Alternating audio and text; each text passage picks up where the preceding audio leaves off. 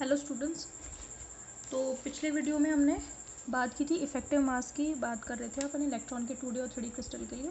3D के लिए मैंने बता दिया था आपको, 2D के लिए आप लोग खुद कर सकते हो, ठीक है।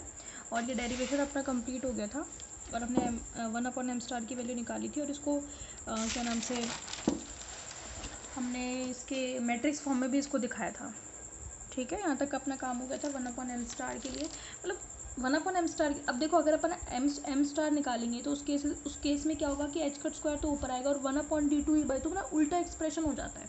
इसलिए इसको अपन इस तरीके से रखते हैं 1/m, क्योंकि जब अपन ये बात 1D क्रिस्टल के लिए बात की थी ना, तो वहाँ पे ऐसा पंगा नहीं था। वहाँ पे क्यों नहीं था? क्योंकि वहाँ पे मैट्रिक्स वगैरह कुछ मिल नहीं रही थी, सिंपली एक d/dk मिल रहा था, तो उसमें कोई समस्या नहीं थी। तो उसको अपन ने m² सीधा निकाल लिया था और नीचे भी दिखा दिया था अपन ने h²/d2/dk² में, क्योंकि एक ही कंपोनेंट था। अब यहाँ पे एक नहीं है, 9 कंपोनेंट हैं, तो उनको आप 1/m में करके निकाल सकते हो। हालांकि अगर आपको m² निकालना है तो h² को ऊपर लिखोगे और ये 1/d2/dk² तो वो थोड़ा पजलिंग हो जाता है, इसलिए मैंने इसको 1/m² की फॉर्म में निकलवाया। बात समझ में आ गई?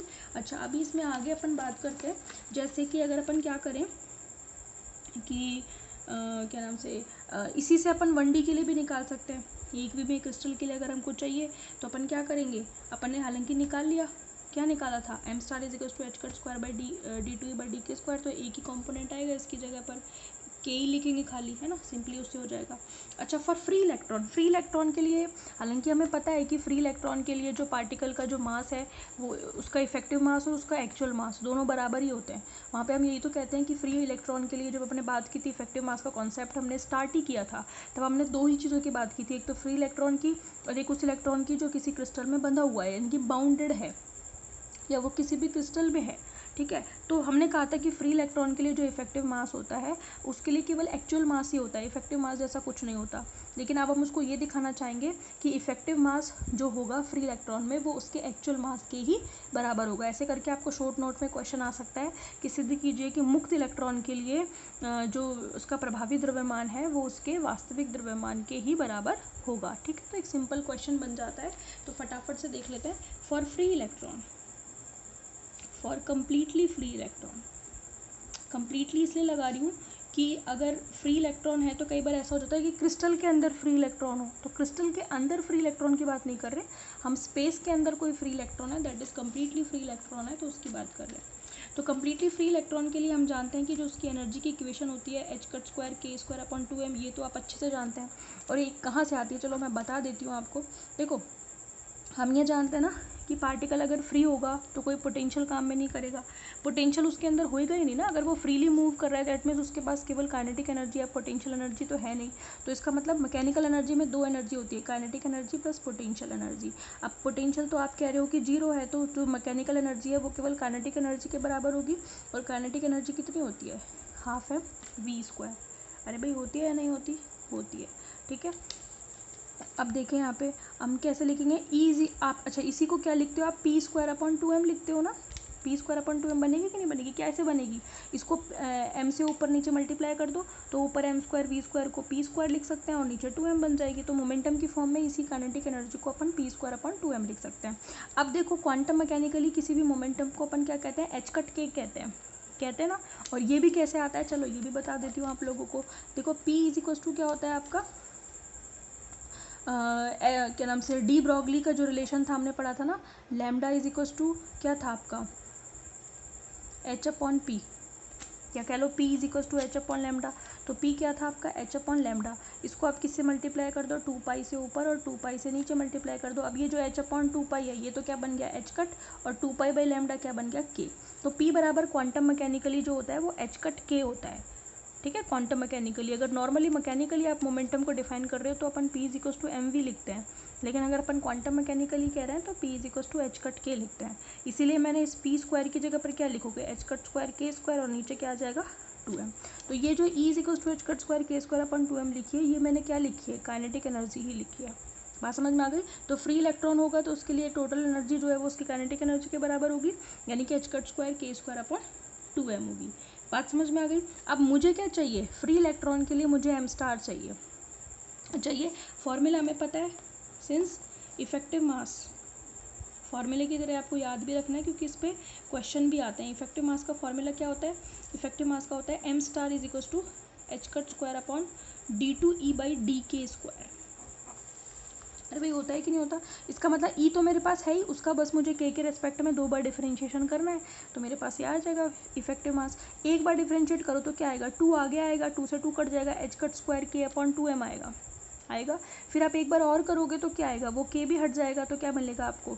h स्क्वायर अपॉन में m मिलेगा। अरे भाई मिलेगा कि नहीं मिलेगा? तो आप क्या लिख सकते हो? सिंस यहीं पे लिख दो, या फिर इम्प्लाइज करके d2e/dk² अगर अपन यहाँ से निकाले तो वो क्या आएगा? h कट स्क्वायर अपॉन में m, h cut square upon में m, है ना। डिफरेंशिएशन कोई बताने की जरूरत नहीं है। तो m star is equal to क्या हो गया? h कट स्क्वायर, और नीचे क्या आ जाएगा? h cut square upon m। अब देखो ऊपर लेके जाओगे उल्टा हो जाएगा, तो h कट स्क्वायर कैंसिल हो जाएंगे, क्या मिलेगा आपको? यही तो मिलेगा, m star is equal to small m। तो आप नीचे क्या लिख सकते हो? अतः सिद्ध होता है कि किसी भी मुक्त इलेक्ट्रॉन के लिए या पूर्णतः मुक्त इलेक्ट्रॉन के लिए जो उसका इफेक्टिव मास है m स्टार, वो उसके वास्तविक मास स्मॉल m के बराबर होगा। बात समझ में आ गई आपको? तो ये आपका एक पोर्शन कंप्लीट होता है। इसके बाद इसमें एक छोटी सी डेफिनेशन आती है, वो एक पर्टिकुलर फैक्टर है, गुणक है, उसको अपन डिफाइन कर देते हैं। ठीक है, यहाँ लिखेंगे to find the physical significance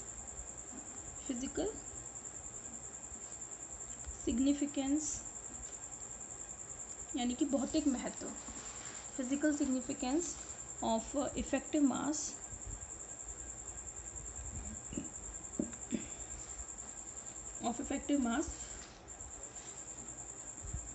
we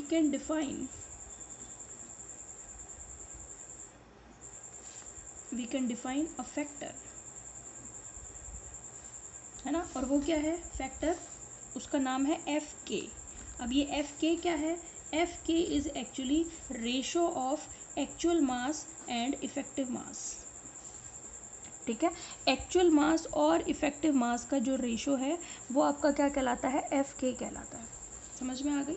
अब एक्चुअल मास तो आपका एक्चुअल मास है, और 1/m स्टार का हमने फॉर्मूला निकाला है ना अभी क्या निकाला था?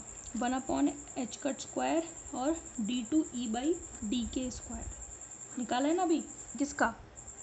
m स्टार का, यही तो निकाला है 1/h कट स्क्वायर d2e/dk²। तो अपन इसकी डेफिनेशन क्या हो गई? f is equal to actually this factor is the ratio of actual mass and effective mass, और एक्चुअल मास तो एक्चुअल मास है और इफेक्टिव मास का मैंने रख दिया फॉर्मूला, तो ये एक फैक्टर आ जाता है।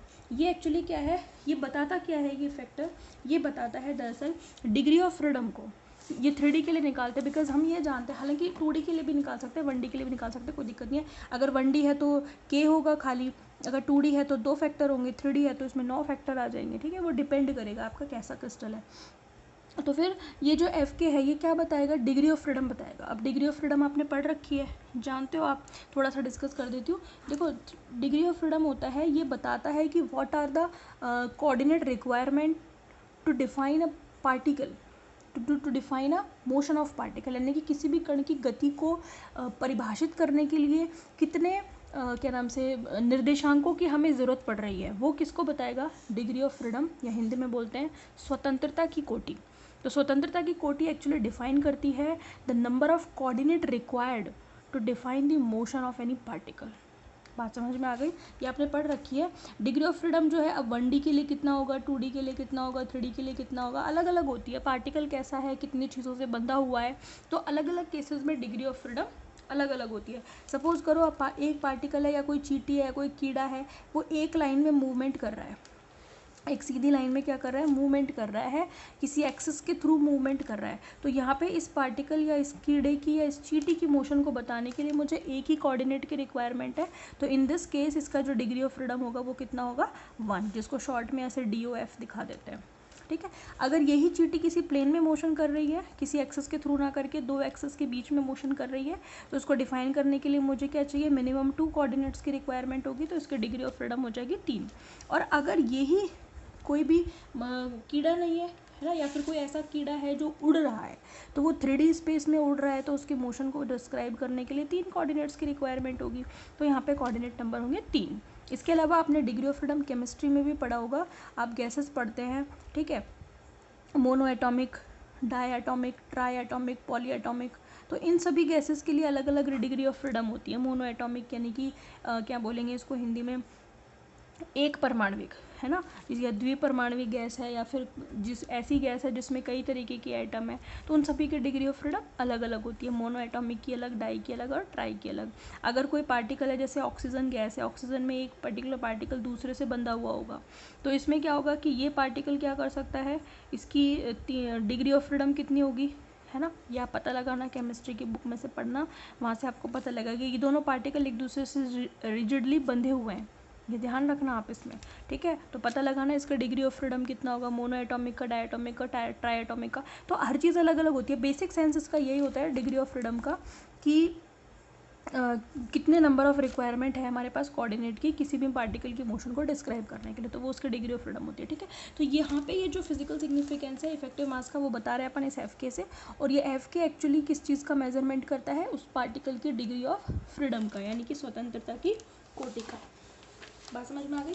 तो हम लिख सकते हैं हेयर द फैक्टर एफ के इज द मेजरमेंट ऑफ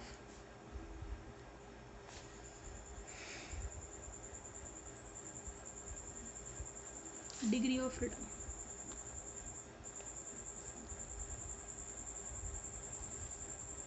ठीक है, डिग्री ऑफ फ्रीडम। अभी बताता क्या है, ये बताता है कि किसी भी के अवस्था में इलेक्ट्रॉन कितना स्वतंत्र है, ये उस चीज़ को बताएगा।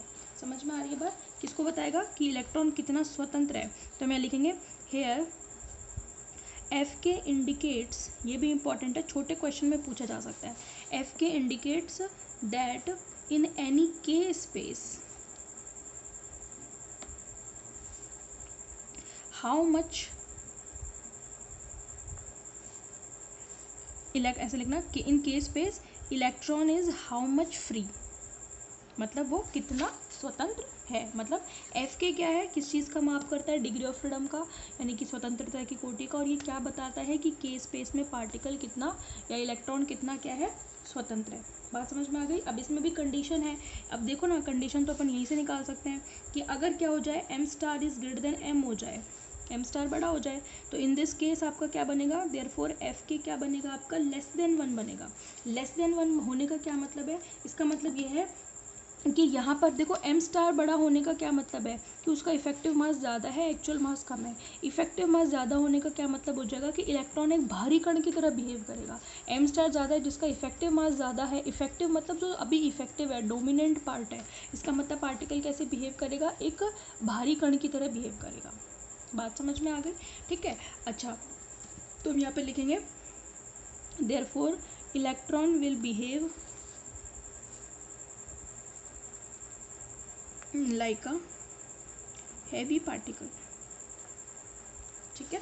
दूसरा केस क्या बनेगा, if M star is equals to M, तो यहाँ पर एफ के की वैल्यू क्या बनेगी, 1। इसका मतलब क्या हो जाएगा, electron behave like a free electron. Electron भाई एम स्टार एम के बराबर तभी आता है जब इलेक्ट्रॉन कैसा होता है, फ्री इलेक्ट्रॉन है। Electron will behave like a free electron, ये तो एक ऑब्वियस सा रिजल्ट है।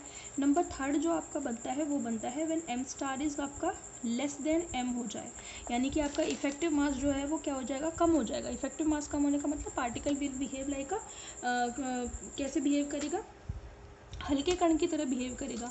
तो इस केस में क्या हो जाएगा, एफ के क्या हो जाएगा, ग्रेटर देन 1 हो जाएगा। बात समझ में आ गई आपको? तो इस तरीके से ये बिहेव करेगा कैसे, एक हल्के पार्टिकल की तरह। समझ में आ गए? तो ये आपका जो है इफेक्टिव मास से रिलेटेड जो है बातें हो जाती है इन अवर नेक्स्ट वीडियो, क्योंकि मैं स्टार्ट तो कर सकती हूँ बट अभी टाइम हो गया है ना, तो उसको फिर पूरा करने में भी टाइम लगेगा। कल हम ना ग्राफ बनाएंगे, इफेक्टिव मास से रिलेटेड ग्राफ्स अगर पूछे जाते हैं तो प्रभावी द्रव्यमान जो है उसकी प्रकृति को अपन बताएंगे कर्व प्लॉट के थ्रू, यानी कि प्रभावी द्रव्यमान की प्रकृति या नेचर ऑफ इफेक्टिव मास। तो 2-3-4 कर्व प्लॉट करेंगे और उनके फिजिकल सिग्निफिकेंस को समझेंगे कि ये कर्व किस चीज़ को डिनोट कर रहे हैं। ठीक है, in our next class. Thank you so much.